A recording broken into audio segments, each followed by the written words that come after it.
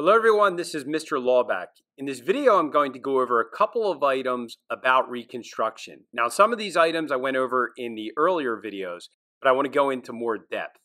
These items are very important to the APUSH curriculum as well. We will take a look at some of the political cartoons related to Reconstruction that are often found on the big APUSH test. So what we will specifically go over, we'll go over black codes, radical Republicans, the election of 1866, the impeachment of Andrew Johnson in 1868, redeemers and redeemer governments, sharecropping in the context of Reconstruction and beyond, and finally the Compromise of 1877, which ended Reconstruction. Black codes. During the time of and after Reconstruction, Southern state legislatures adopted what will be known as black codes. While the codes granted certain freedoms to African Americans, their primary purpose was to restrict black people's labor and activity. Here are some of the common black codes. Now keep in mind the term freedman was a term given to freed enslaved people. So some of these common codes prohibited blacks from either renting land or borrowing money to buy land, placed freedmen into work contracts that looked a lot like slavery, prohibited blacks from testifying against whites in courts. In South Carolina, a black code law prohibited black people from holding any occupation other than farmer or servant unless they paid an annual tax of $10 to $100. Now, these were state-level laws. However, President Johnson at the federal level did not object to these black codes. These codes were obviously very oppressive and angered many Republicans in the North, especially the radical Republicans. Radical Republicans were a faction within the Republican Party that were most active between the mid-1850s and the end of Reconstruction in 1877. Two of the most prominent radical Republicans were Charles Sumner of Massachusetts and Thaddeus Stevens of Pennsylvania. They are pictured here below, and Benjamin Wade of Ohio is also there, as you can see. Yes, Charles Sumner was the senator that was beaten with a cane by Preston Brooks on the Senate floor. They called themselves radicals because of their goal of immediate, complete, and permanent eradication of slavery without compromise. Later on, during Reconstruction, they wanted to transform the South by extending civil and political equity to African Americans. The 15th Amendment allowed black males to have political influence for the first time in the South in the form of voting and running for office. This produced a significant change in voting patterns and office holding in the South. Freedmen provided about 80% of the Republican vote in the South at the time. In terms of holding office, over 600 blacks served in state legislatures in the new state governments in the South. In addition, voters elected 14 blacks to the House of Reps and 2 to the U.S. Senate. Black voters supported the Republican Party by loyally casting votes that helped elect Ulysses S. Grant in 1868 and re-elect him in 1872. Radical Republicans had long been the driving force behind the programs to reconstruct the Southern society. Great example of one of these programs was the Freedmen's Bureau, which looked to help freedmen and provide education and employment support.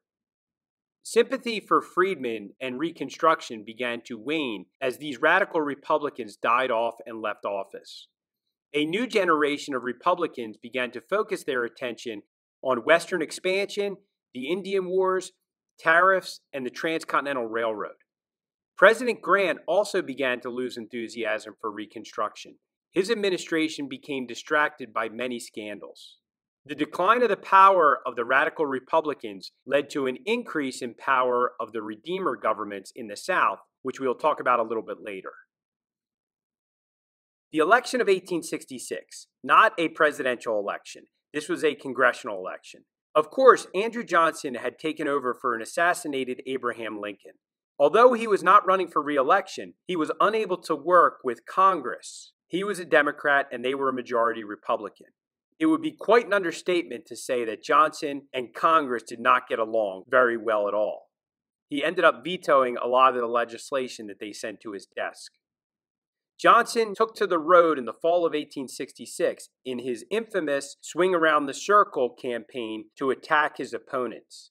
He gave speeches that appealed to racial prejudice of whites and argued that the Republicans were trying to ruin society by calling for blacks' full equality. Republicans countered by calling Johnson a drunk and a traitor.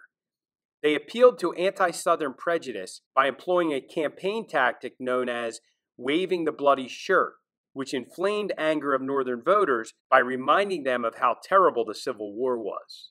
Here to the right is a famous political cartoon which embodies the waving the bloody shirt motto. Republican propaganda emphasized that Southerners were Democrats and branded the entire political party as a party of rebellion and treason, which of course was not true. Election results gave Republicans an overwhelming victory.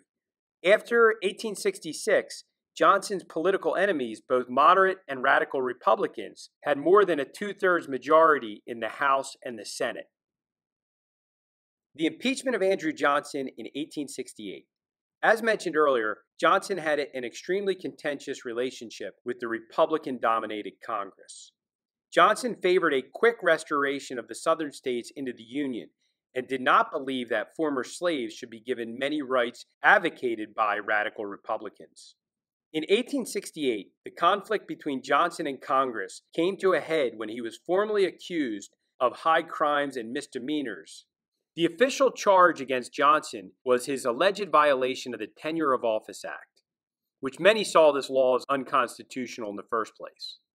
But it was widely believed that the deeper reason behind his impeachment was that he was standing in the way of radical Reconstruction and had vetoed many laws passed by Congress. Johnson was impeached by the House, meaning he was brought up on charges, but was one vote short of being expelled from office and was able to stay in office. However, the trial crippled Johnson's presidency. 10 months later, voters sent Union war hero Ulysses S. Grant to the White House. He was a Republican, and the Republicans reaffirmed their two-thirds majority of the House and the Senate.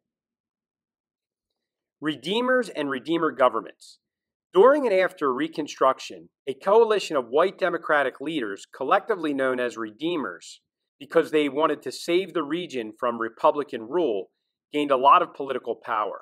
The Redeemers included merchants, financiers, and politicians who promoted economic growth based on industrialization and railroad expansion, particularly in the South. At the same time, and most importantly, they also supported policies intended to restore a social system based on white supremacy in the South. They wanted to reduce the size of state governments and limit the rights of African Americans. They lowered state budgets and got rid of a variety of social programs. They tried to oust Republican coalitions of freedmen, carpetbaggers, and scallywags. Remember, carpetbaggers was a derogatory name given to those that moved south for their own financial and political gains during Reconstruction. Scalawags were white Southerners who cooperated politically with black freedmen and northern newcomers and the Reconstruction. This over here to the right is a famous carpetbagger political cartoon.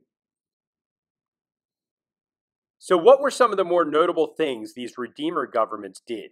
So the 15th Amendment prohibited states from denying anyone the right to vote because of race. However, Redeemers used things like literacy tests and poll taxes to evade this amendment. For example, poll taxes range from $1 in Georgia to $3 in Florida. So in other words, in order to vote, you had to pay a tax. Voters who skipped an election found the tax accumulated from one election to the next.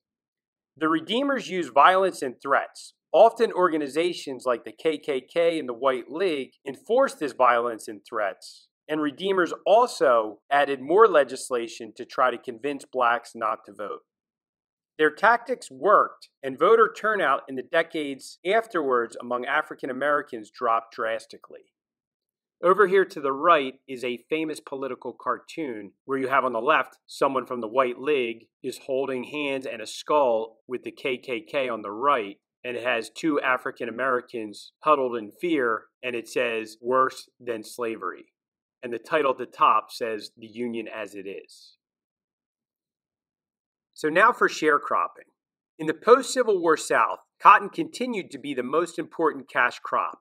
Between 1870 and 1900, the number of acres devoted to cotton production in the South doubled.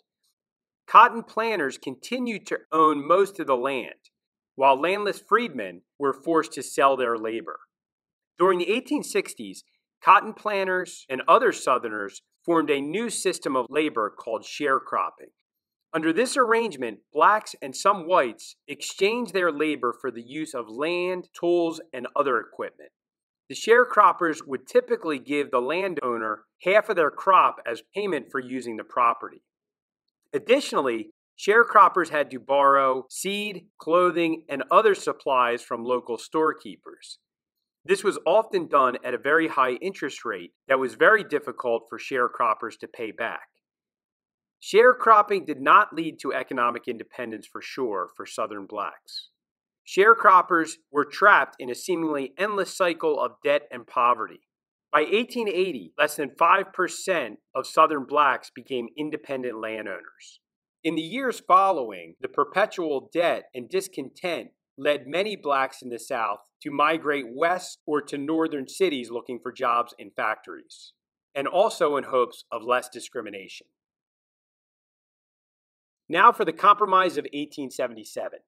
The election between Rutherford B. Hayes of Ohio, a Republican, and Samuel Tilden of New York, a Democrat, was too close to call. To settle the election, compromise was reached.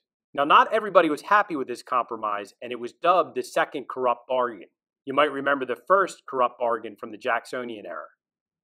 Democrats promised not to block Hayes from becoming the President of the United States. In return, Republicans promised to withdraw federal occupation of the South, in essence, ending Reconstruction. This opened the door for Democratic Redeemer governments to take full control all over the South. So I hope this information helps you better understand some of the significant events of the Reconstruction period.